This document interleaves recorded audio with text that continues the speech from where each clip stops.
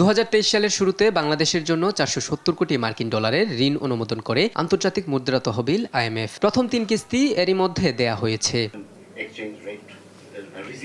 বৃহস্পতিবার বাংলাদেশ সফর শেষে আয়োজিত এক সংবাদ সম্মেলনে IMF এর প্রতিনিধি দল জানায়, সবকিছু ঠিক থাকলে আগামী জুনের শেষে ঋণের পরবর্তী কিস্তি মিলতে পারে। Our baseline currently is that the team goes back to DC this weekend.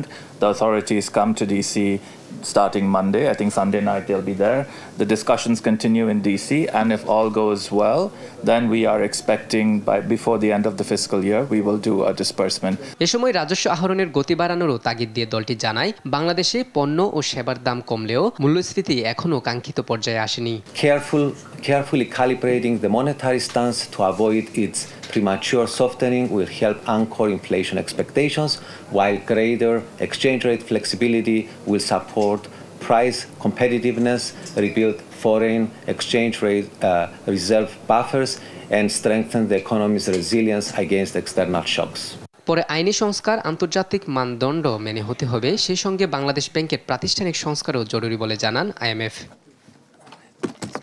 এদিকে সচিবালয়ে অর্থনৈতিক বিষয় ও সরকারি ক্রয় সংক্রান্ত উপদেষ্টা পরিষদ কমিটির সভা শেষে অর্থ উপদেষ্টা ডক্টর সালেহ উদ্দিন আহমেদ জানান, 19 এপ্রিল থেকে 10 দিনের যুক্তরাষ্ট্র সফরে IMF সহ কয়েকটি উন্নয়ন সহযোগী সংস্থার সঙ্গে দেশের বাজেট সহায়তা নিয়ে আলোচনার পাশাপাশি বিশ্বব্যাংকের সঙ্গে 2টি চুক্তি হতে পারে। আমাদের কতগুলো বাজেট সাপোর্টের ইস্যু আছে, আর কতগুলো প্রজেক্ট ওরিয়েন্টেড ইস্যু আছে। ওয়ার্ল্ড ব্যাংক আছে, ADB আছে, IMF আছে, OPEC ফান্ড আছে, সেগুলো নিয়ে আলাপ করব।